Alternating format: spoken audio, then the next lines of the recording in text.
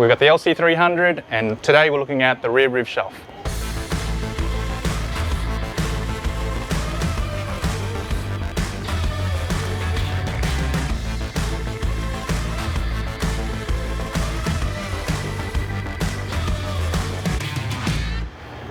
So the rear roof shelf is one of our more popular items, and the reason being is it allows you to use that space up in the roof that's otherwise hard to fill. Great for your jackets, your hats, anything you want to get to quickly and anything you want to get up off the floor. Now with this design for the LC300, we've opted for the side supports. The reason being is we feel that the mounts in the roof there aren't as sturdy as we'd like, and we want to ensure the long-term performance of this shelf. We also have an option of a large molly, allows you to attach other accessories on the side and organise the back of your vehicle the way you like. Also compatible with our cargo barrier. So all that said, let's get on with it and show you how to install the rear roof shelf. This LC300 grab handle is actually not bolted into the roof. It's actually only clipped into the roof, and we find that this is typical for newer Toyota vehicles. So what we need to do is we need to remove this grab handle, and we need to install a captive nut in behind there so we can mount our accessories to it. So what we'll do, we'll show you how to remove this handle and show you our solution. These handles can be a bit tricky to remove. They're clipped in behind these covers. So grab a small screwdriver with a flat head, because there's a little recess there you can get the screwdriver in. And what we're trying to do is we're trying to pry this cover off. It can be a bit tricky. So I pull forward and out as well to sort of get it off the little tabs, and I've got that corner off. And what I want to do is then get the screwdriver up the top and pull the other side off. And that comes off like that. And now we need to do the other side.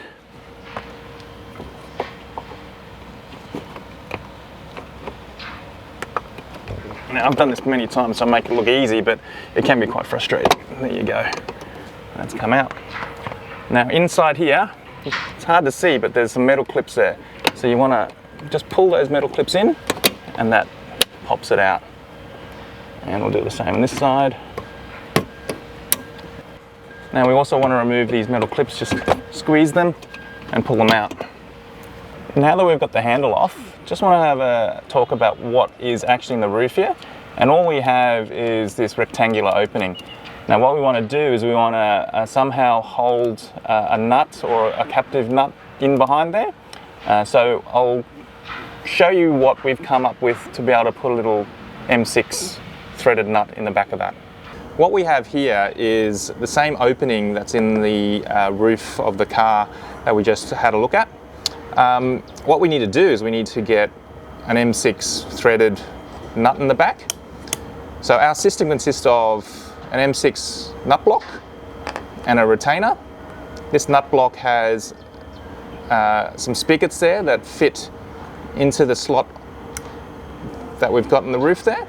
And what we need to do is we can install this without taking the car apart. We need to put this nut block through, rotate it so that it sits in there nicely, but then we also need to clip this retainer in. Now that's the final result we want. We've got an M6 nut held up in the roof, but we need to show you how we do that. Let's have a closer look at this solution, or this system. We've got the M6 nut block, we've got the TPU retainer, and then we got the little M6 bolt here that we're going to use as a tool to install this. So what we need to do is we need to assemble it in this fashion. We've got the retainer there, we've got the M6 nut block, and make sure that the spigots there face the retainer. And I'll show you what we're going to do. So that's the opening in the roof. We're going to pass the nut block through, rotate it 90 degrees so that we can pull it up against that opening. You can see there's two gaps there for the prongs of the retainer to sit in. Push this through while we're pulling back on the bolt. So push one side in, that's clipped in. Now while you're pulling back on this, clip the other side in as well. And pull, make sure it's seated nicely. And you can sort of see that if you pull back on it, the prongs hold the nut in place. And then what we do, we unwind the M6 bolt, and there you go. The nut is retained up in the roof. Okay, we're back in the car. We've got our retainer threaded on our tool or our bolt, and then we've got the M6 nut block with the spigots facing towards the retainer. Now we should be able to pass that nut block through the gap in the roof. We want to turn it 90 degrees and we want to seat those spigots there. So that's where we want it to be. We need to retain it. Now, while pulling back on this bolt, you want to clip the retainer in. So start on one side first while you pull back on it, and clip the other side as well. So that one, make sure it's seated nicely. Just pull back on that, make sure it's nice and square. So I'm pretty happy with that.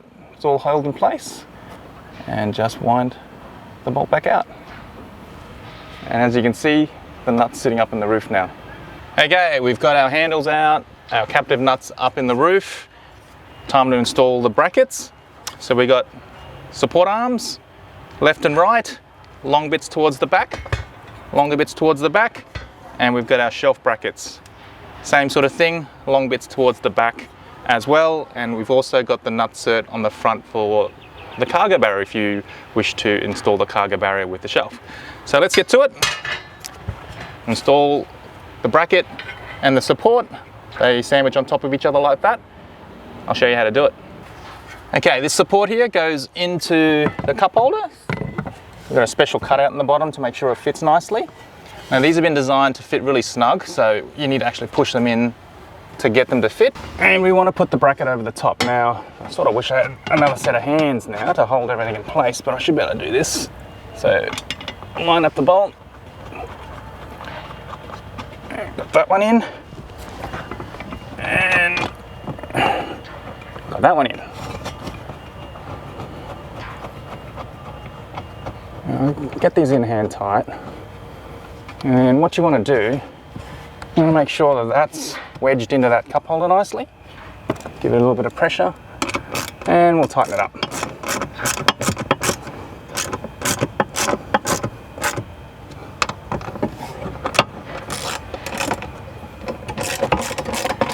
Okay, now do that to the other side as well. Okay, next step, attach the rear fence to the shelf. So that just sits on the back there on the top of the flange. We've got some M5 bolts and nuts.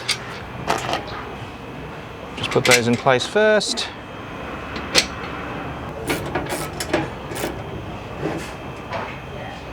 The shelf's all assembled. Now, time to install it into the vehicle. Now, I wouldn't recommend just anybody try this at home. I've done this many times. I'd probably recommend you get someone to help you, but here we go. There's a couple of positions you can mount this on. I'm going to mount this towards the back and at the higher position. 1, 2.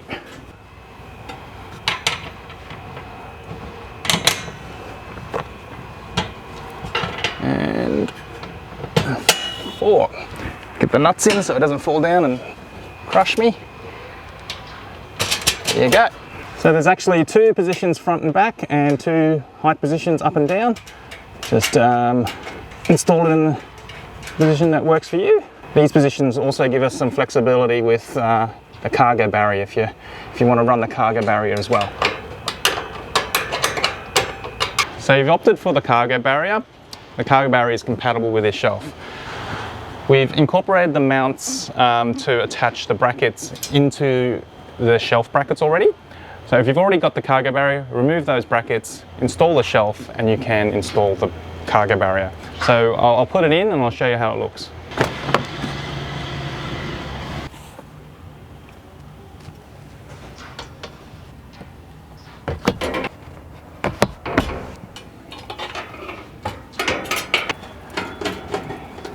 Yeah, it's easier to do this from the back, but just do this in reverse to remove it. Remove the knob here, remove your headrests, and your cargo barrier comes out. We're all done. Rear roof shelf is installed. We have it installed with the cargo barrier at the moment. The nice thing about this rear roof shelf is compatible and can be run independently of the cargo barrier. So you can have the shelf in, you can have the cargo barrier in and the shelf out. The other thing is also compatible with the large mollies. So they come standard with the small side supports, but if you want to, you can option them up with the large mollies to have the full kit. Really useful addition to your vehicle. That's a rear roof shelf for the LC300.